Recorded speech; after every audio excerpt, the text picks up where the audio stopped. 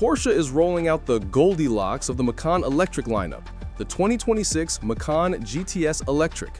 It's meant to be the tweener, the one that's just right between the 4S and the Turbo. But looking at the details, I have to ask, who is this for? And why does it even exist?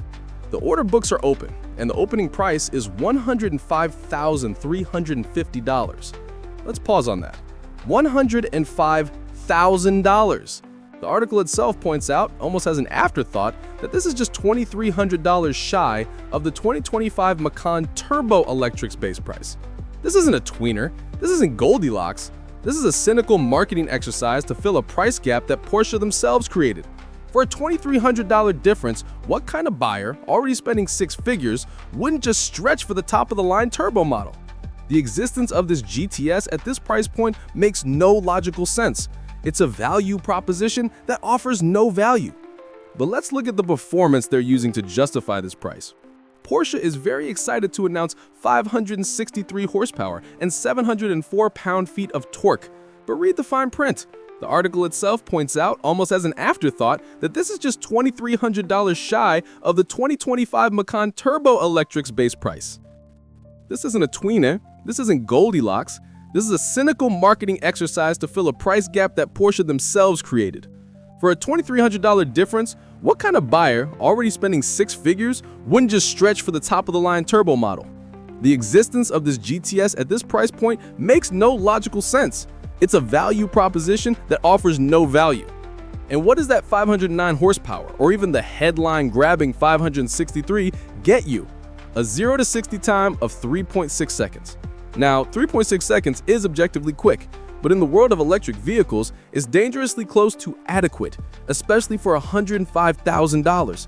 A Tesla Model Y Performance, which costs half as much, does the same sprint in 3.5 seconds.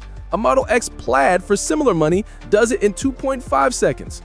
Porsche isn't setting a new benchmark here, they're just showing up. And then there is the weight.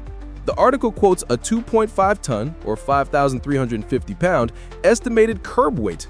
This isn't a sports car, it's a battery-powered tank. Porsche throws a lot of acronyms at this problem. PASM, EPTM, PTV+, they talk about a sport-tuned and lowered air suspension, and GTS-specific anti-roll bars.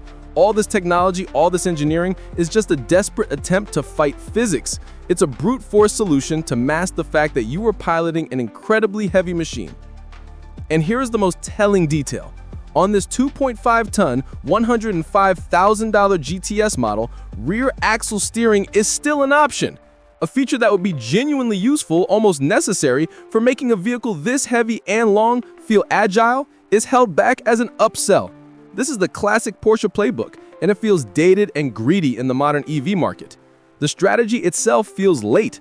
The Macan Electric was already delayed. Now Porsche is trickling out its variants using the old-world internal combustion timeline. Base, S, GTS, Turbo. The EV market doesn't wait. By the time these hit showrooms in spring 2026, the competition from China and the US will have moved on.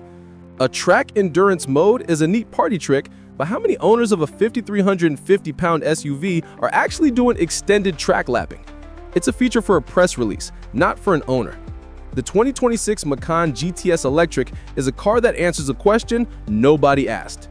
It's too heavy, its performance is uncompetitive for its price, and its entire position in the lineup is made redundant by its own turbo sibling, which costs just a tiny fraction more. Porsche is relying on the power of the GTS badge to sell a car that on paper simply doesn't add up. Subscribe to Shift 100 for more honest, critical car analysis that cuts through the hype.